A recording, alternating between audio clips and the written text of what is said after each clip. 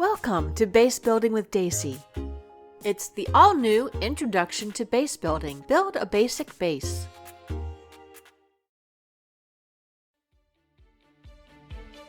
To start a supergroup, if you are a hero or a vigilante, go to City Hall in Atlas Park and register your supergroup.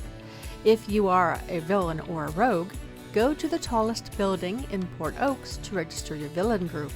If you are a Praetorian, head west from Praetor Duncan to the Lady in Green to register your supergroup. There is no level requirement, but I do recommend some sort of flight, whether that's a level 1 Peacebringer that automatically has flight, or a character you got to at least level 4 so you could get some sort of flight, or a jetpack you buy from the Play to Win vendor. Flight is very good to have. This is because if you work outside of the base itself at all, most of the surfaces do not have what we call collision, and it's a long way down. Also, sometimes it's better for easier item placement to look down at the item you are placing, and sometimes that takes flight.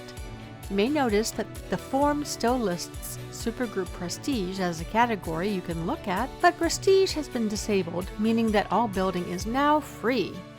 Once you've registered your supergroup, you're ready to start outfitting your base. This is what your base will look like to start. Just a room that's 2 squares by 2 squares. You start on the smallest size plot, which is actually pretty perfect if we're just doing a basic base because you don't need much room to put in all the services. Before you enter any sort of edit mode, let me give a heads up on something that will cause a crash. If you have cell shading enabled, which is a setting under experimental graphics, you will want to either disable it for editing or disable environmental reflections. Simply disabling the cell shading is a sure way to avoid a crash, but according to those that have tried this workaround, you could also avoid crashes by disabling the environmental reflections. Now let's get into the editor. In the entry room, you will see a window that gives these options. You can edit the base or upgrade the plot. You can do either one of these options with a slash command. /edit base 1 is the command to enter editing mode from anywhere in the base. /edit base 3 is the command to change the plot size or reposition the plot. And either slash command can be used even when you're already in the other editor, which saves you from being yanked to the entry room if you left it. Now, let's get the plot set up how we want it. I click in the window to upgrade the plot, and my camera view immediately changes. Just hit N to put the navigation bar up, so you can see which direction you are facing. This is important because when you enter the base, you will always enter it facing south, so know which way you are facing to plan for that. Now I click on a plot to select it. As you can see, I can grab the plot and move it with my mouse, and I right-click to turn it 90 degrees. If the base plot is rectangular, I can turn the base so that it is longer, running from north to south than from east to west. This will give more room to place the entry room at the end of the plot if I want to. For this basic base, I reselect the smallest plot, only I'm going to position it so that the entry room has a row of squares around it. This is to leave room for the additional room that I want to place. I enter /edit base 1 again to get out of the plot editing, and I'm back into edit mode. Let's take a moment to get familiar with the editing bar and the important command keys.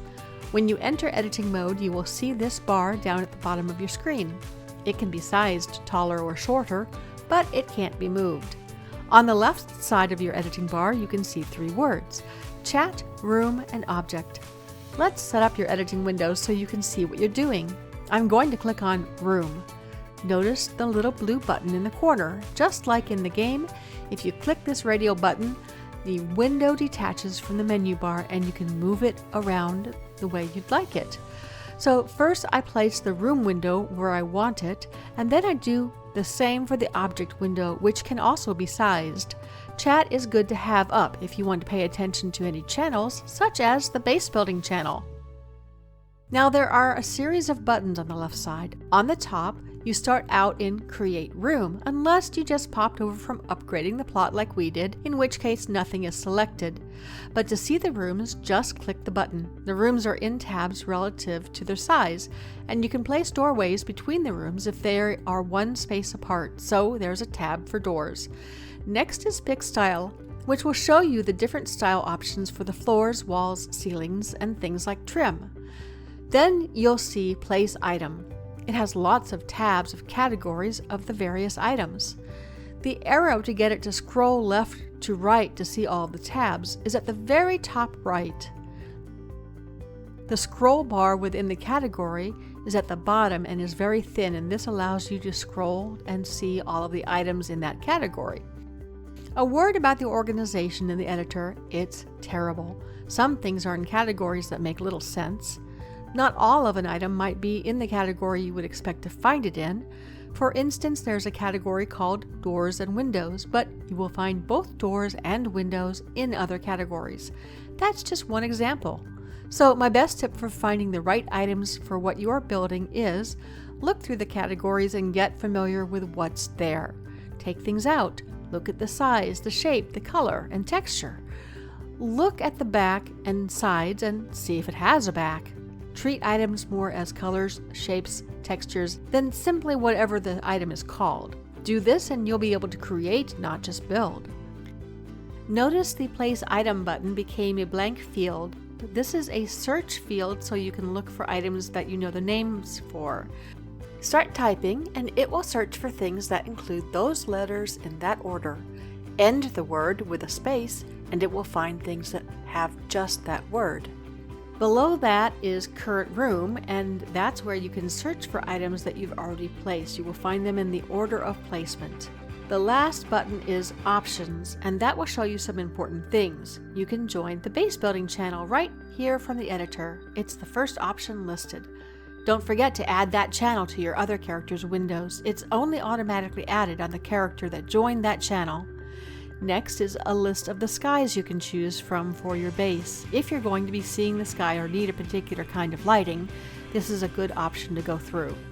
Speaking of lighting, here's where you set whether you will be using the indoor lighting that's the default or the outdoor lighting options. Indoor lighting is where light sources actually brighten an area. In the base, the inherent lighting can be tinted and the lighting invisible. You don't have to place anything. Outside of the base, if you are set to indoor lighting, you will need to place light sources in and around items to be able to see them well. Outside lighting means there's ambient light all around, but you cannot tint it. You cannot brighten any area more than any other area, and it will follow a day-night cycle of light and dark with a couple of exceptions. The next three items are editing aids: grid size, angle snap, and room clipping. You can select them here, or you can key them with F keys and cycle through their choices. F1 is grid size, which is how large of a grid to use for placing items. The larger the grid, the farther apart items will be if you are setting them next to each other. You can also turn the grid off. This may result in some items moving after people have been out of the base for at least 6 minutes. We call that base shift. It's very bad in some bases, and some people will test to see how bad it is before building anything significant. Shift will be worse the farther away you are building from the actual base. F2 is angle snap. This is how much of an angle each item will move as you turn it on one of the 3 axes. I will show you that when we are placing items. You can enable clipping with F3. Enabling clipping allows you to place items so that they merge, and to place items so that they can go partly past the walls and above or below the ceiling or floor. The next thing under Options is Hidden Markers. You may not know what to do with this yet, but I'll show you how it can help you. And the last thing under Options is simply one way to quit the editor. So the first thing I need to do here is find a room to place. I go to the top category, Create Room, here on the left of the editing bar. Because we are doing a basic small base, I'm going to choose from the list that is under the Small tab. So I'm going to choose a 2x4 room. That gives me a row of squares to fill in all around the area I want to have free. I click on it in the bar and then move my mouse to the base plot. The room will show up as bounded in blue anywhere you are allowed to place it, and it will turn red if you can't place it in that location. I turn my room by right-clicking once, and then I place it so that it overlaps my entry room by 1 square on either side, and I left-click to drop it into place. I've placed it one square away from my first room, and so a doorway was created between the rooms automatically. I can delete that if I want to, but I want to add a door so that the room has no hindrance from one to the other. I can use these doors as building space just the same as the room themselves, but they don't have the same lighting. Now I fill in my squares that I won't be using as open space. The easiest way to do this is to just grab the square with my mouse and pull up. You can also click on the object window that's showing the diagram of the room section and fill it in from there. If you accidentally fill a section that you don't want to, the command for undo is Ctrl-Z. Now I have my room set up. This is a good time to do some work with the style and the coloring, according to what you like. So now we're going to pick the style.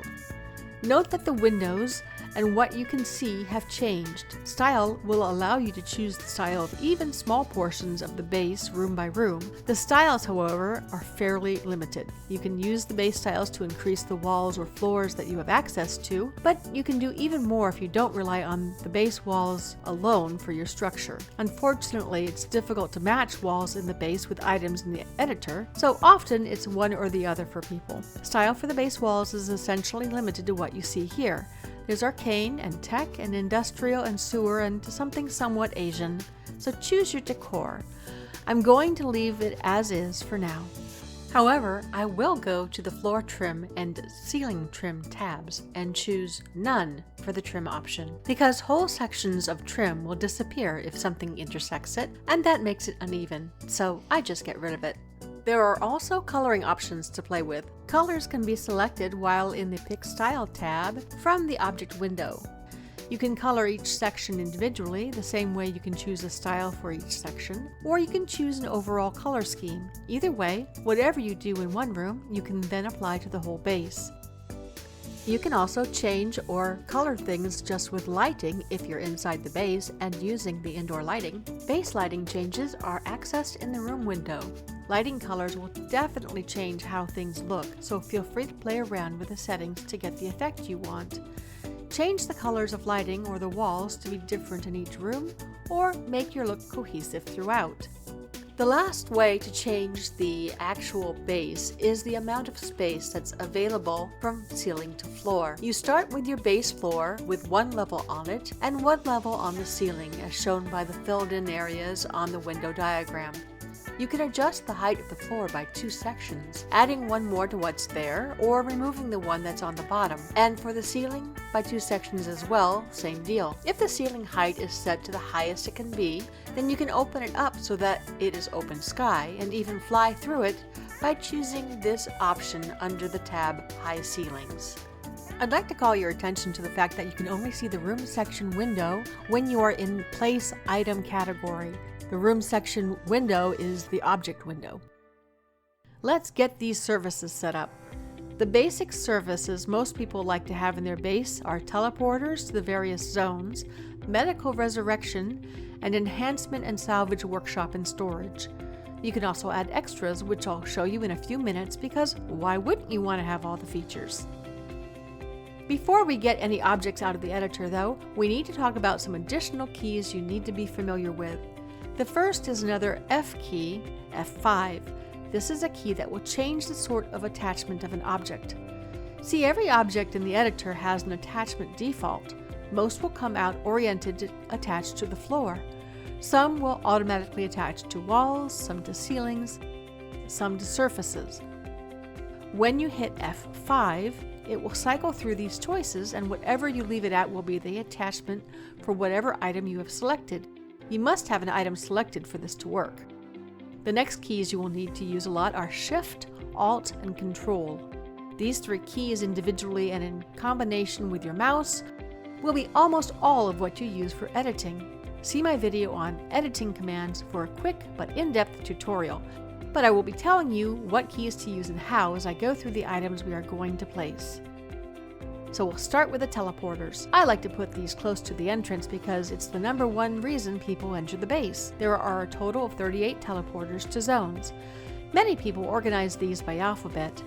That would be A through E, which is 10 teleport beacons, F through K, also 10, M through P, which would be 9, and R through T, which is also 9. Doing it this way, you get 4 teleporters, which is nicely symmetrical.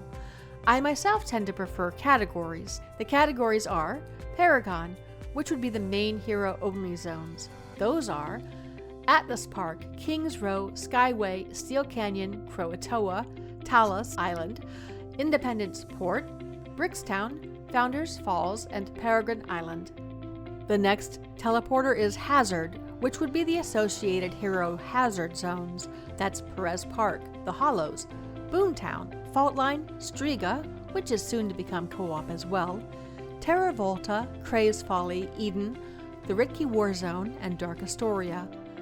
Villain and Co-op or Rogue Isles, which are the 7 villain zones plus the non-Praetorian co-op zones. That's Mercy Island, Port Oaks, Cap au Diablo, Sharkhead, Nerva, St. Marshall's, Granville, Ritke War Zone, Dark Astoria, and Callisti Wharf. That has a task force, even though it's not a combat zone. The last teleporter would be Interdimensional, which would be anything you have to go through a portal to get to, which would be Praetoria, Pocket D, and the Firebase Zulu Shadow Shard. Teleporters are one way you can personalize what your base looks and feels like. Every teleporter available will have up to 10 beacons attached to it. They range in size from huge to barely there. This interdimensional shard is very popular as a teleporter.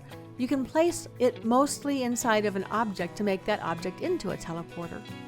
It's used in car doors, video games, and more. Basically, whatever fits your theme. For this demonstration, I'm going to keep it simple and just use the Vanguard portals. I go to the Tech Teleport tab, click on the Vanguard teleporter, and use my mouse to find the spot where I want to place it. Once I do, it's just like placing a room. I left-click to place, right-click to turn it 90 degrees. You may decide that you like having the tech pictures of the zones on the wall to show where the teleporter goes. Those are very clear images. The arcane versions, however, are not clear at all, so I'd avoid using them as any sort of directory. So if you like the pictorial directory, put the tech beacons on the walls, and make sure you are using a tech teleporter with those beacons. The two types are not interchangeable.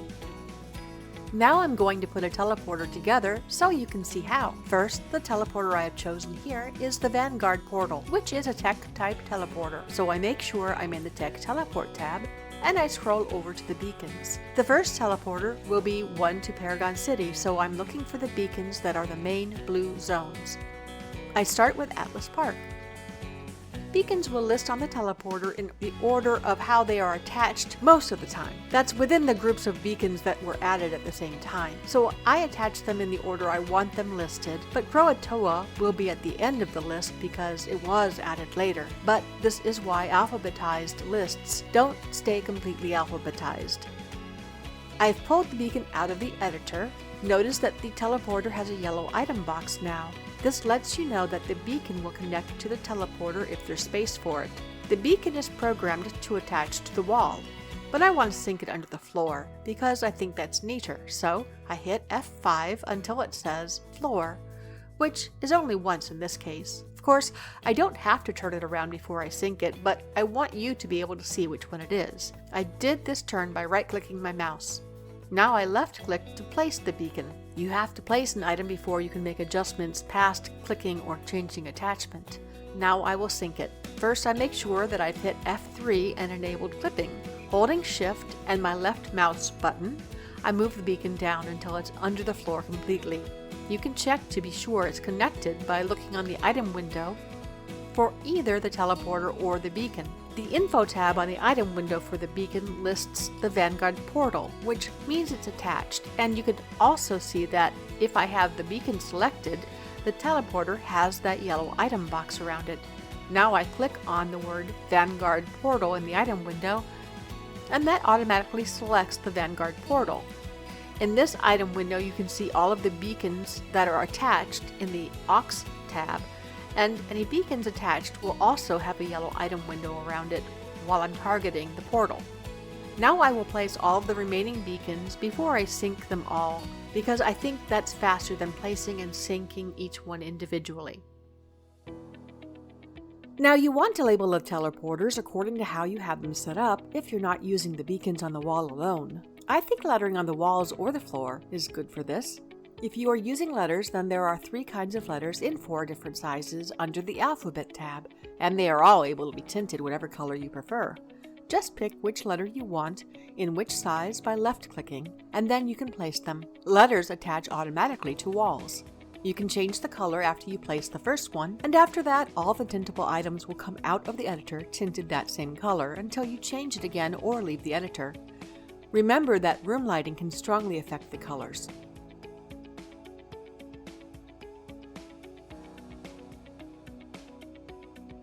Use a surface tile or other flat surface or wall markings to align the letters. You will find surface tiles in the first tab. They have measurements on them to help you line things up, and the ones without collision will disappear once you are out of editing mode. Just a note here, the surface tiles will place in exactly the same plane as your floor.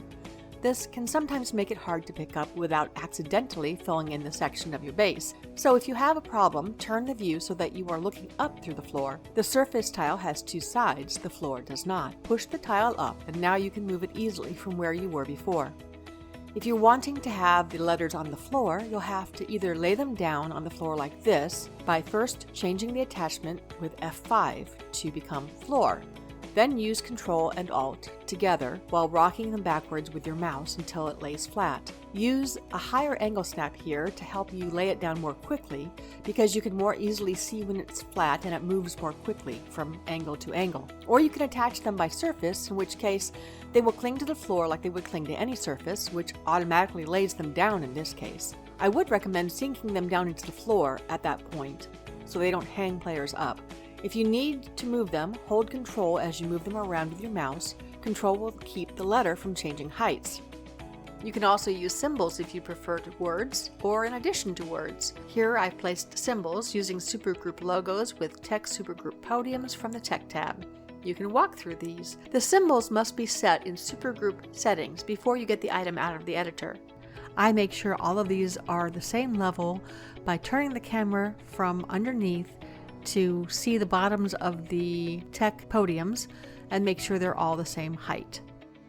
Now that the teleporters are set up, I'd like to move to the bigger room and set up the workshop. There are 3 kinds of storage: salvage, which you use to create enhancements and buffs; enhancement, for keeping various enhancements on hand when you need them; and inspiration, which I use to save and store the larger inspirations for when I have a hard fight. I will start with arranging the salvage racks. I use 4 racks for common, 2 for uncommon, and 1 for rare, and 1 for special salvage, such as converters and catalysts and so forth. That's 8 salvage racks altogether, and then I have 1 to 2 for inspirations. In enhancement storage, I have entire sets: melee damage, ranged damage, resist, defense, and heals, and miscellaneous, which is buffs, pets, and endurance mostly. Then 1 bin for rare or purple IOs, and you could also include some PvPs here or in another bin, and at least 1 for general IOs that aren't part of sets. In the back of the central storage, I have winter event IOs and archetype IOs. Set it up however you like, but it's good to know what you're putting in before you try to make it fit. Now we go to actual layout. We know we have 8 salvage racks. In this room, 7 of those will be for salvage for creating enhancements and buffs. 1 will be related to the merit vending machine, which is a good thing to have in the base. So I'm going to arrange these like this: 3 across the back with crafting tables in between them, and 2 on each side. Because I made this room larger than it needed to be for the space I needed, I can easily push each of these racks into the wall as far as I'd like. See, an item must be at least partially in the vertical bounds of a room to be able to be placed. So by making my room larger, I don't need to worry about an item refusing to place as long as I have my clipping enabled. How you set this up is however you prefer. You could leave the racks fully in the room, but then you will need more room open. You could move them into the wall so that just the lower level of storage is showing by moving them with your mouse, or you can turn them around so that the flat back is presenting by right-clicking, then push them into the wall using your mouse until the fencing and such just disappears. To be able to make that fine of an adjustment, you will need to turn the grid off, disabling the grid, and that's F1. To be sure you have it positioned correctly so that you can still access it, go to Options on the left and find Hidden Markers. Enable Hidden Markers. Now the blue that's showing here is the touch zone of the salvage rack, so make sure each one is sticking out at least a little from the wall so that you can access it. If at any time you accidentally grab a storage item, you should hit Escape, which will let go of whatever it is that you've selected. You can't undo a move that you've made to storage items, so it's much better to hit Escape right away. I'm going to label these with alphabet letters. I like the small-sized ones for this, unless you'd like to be very discreet, in which case use the tiny letters. I'm using white for the common salvage. White divides evenly into 4 bins if you put A through C in the first bin, D through I in the second, K through R for the third, and S through T in the last. I've attached these letters just by placing them on the wall, but I would like to sink them into the wall, so once they are in place I change the attachment to floor while holding Control, so they don't change their vertical position and drop to the floor when I move them. And I turn them around by right-clicking if I need to, and then push them back with the grid disabled until they are close to flush with the wall surface. Repeat for the rest of the storage. For the uncommon salvage, I letter in yellow so you can immediately see that it's uncommon, and I label the 2 bins A through L and M through Z. The 1 bin for rare gets orange lettering. So, for the enhancement storage, I've decided that I want to put it in the center of this area here, so I don't have to make a bigger base, but if you'd prefer to make a bigger base, by all means, do that. Now, I could use lots of different things to make a neat centralized storage area, but the simplest thing I can think of is to use this large reinforced storage from the Tech tab. I'm going to lower the height of the storage container by shifting it down to make it just a little taller than the enhancement tables that I'm going to place on its sides, but I need to see how high that is first. I hold Ctrl-Alt and turn the table up on its end, moving it with my mouse so that the smooth metal is in front, parallel to the metal side of the container, and the bottles are behind the table. Now hold Ctrl, which will keep an object at the same height as you move it, and move it so that the front is almost even with the metal container. Sync it by holding Shift while moving the mouse lower until the lower edge of the smaller metal plate on the table meets the floor. Now I can sync the large storage container until it just covers the top of the enhancement storage container. Now I'm going to move this enhancement storage to the side because I'm going to put a total of 4 enhancement storage bins there. To rotate it, I'm going to hold Shift-Alt and turn it to the side so that it's now parallel to the side of the storage container. The next storage rack is sideways to how I want to position it, so I rotate it by clicking right-click. Then I stand it up and repeat what I did before, syncing it with Shift and holding Control while I push it into place. I can rotate these tables with my controls in whatever order I choose. It won't affect the final result. I like to label these with colors, symbols, or letters. You could put something on the front like enhancement storage with 1 or 2 word descriptions on each bin if you like. I'm placing 2 bins on the short back side. Then I'm going to place the bin for my special storage, like catalysts and converters and unslotters. This is just like the regular salvage racks that I put in the walls before. And I'm going to put this special container behind the metal container's edge so that you access it like you do the ones just behind the walls. On one side of that blue zone, I'm putting the merit vending machine. And the front of the bin I'm going to reserve for the medical resurrection and inspiration vendor. You could place tech medical equipment here or arcane. The thing with the arcane version of the res ring is you can actually turn it upside down, sink it into the floor, and then you have an invisible resurrection ring that's out of the way. So to do this, either hold Ctrl-Alt or Shift-Alt to turn it upside down by moving your mouse, and again hold Shift to move things up or down. Whichever one you choose, place combat logs on the metal container, but they attach by floor, so first you'll have to put them on the floor and then lift them up with Shift. Now any medical equipment requires power and control, but you can meet that with even the smallest generator. Doesn't matter if it's tech or arcane. I'm going to go with tech power and just sink it under the floor, using the Shift key and moving it with my mouse. So we've got the workshop, the teleporters, and all the medical done. Some might ask why I did not place either this vault or these work tables. That's because they're obsolete. The vault's not needed because every player can access the same storage anytime from their own salvage window. The workshop tables are not needed because these were from back on Live when people could craft things from a different kind of salvage known as personal salvage. Homecoming doesn't have personal salvage anymore. Now let's go to the extras I spoke about earlier. Base buffs are a wonderful tool you can only get in a base. You can get various resistance boosts and a wide range of benefits from additional recharge and endurance to additional perception. The buffs are created with salvage, so it's good to place it close to the salvage, but it's your choice how to do that. There's no difference between the arcane version and the tech version, but the third largest buff machine in each series has the most buffs available. So I recommend placing that one or two of them if your base is busy. Another specific item to bases is the mission computer. The arcane version of this is called the Oracle. These items allow access to all tip or alignment missions, so you can do them without having to wait for them to drop. I'm going to put this over here again into the wall to save space. Another place to access missions would be from the Ouroboros crystal. This is only available in the Arcane Workshop tab. You can disguise this, but for this base I will simply be placing it. Finally, there are NPC characters you can place that will give you services. I recommend placing the icon or the facemaker character so you can access the tailor, and a version of the quartermaster so you can buy and sell from a vendor, and a version of a trainer.